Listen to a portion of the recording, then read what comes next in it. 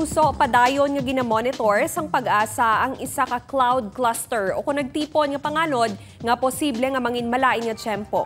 Yara ini susulod sang Philippine Area of Responsibility sa nasidlangan sang pungsod. Suno sa pag-asa nagapadayon nga mataas ang tsansa sini nga mag-develop bilang low pressure area.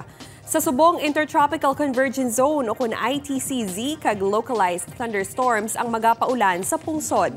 Diri sa aton sa Western Visayas, base sa datos ng Metro Weather, may pag-ulan sa Aklan, Capiz, kag Negros Occidental.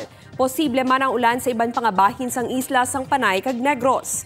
Sa weekend, lauman ang magalumon nga kalangitan, lapta-lapta nga pag-ulan kag thunderstorms, dala sang ITCZ kag southwest monsoon diri sa Western Visayas.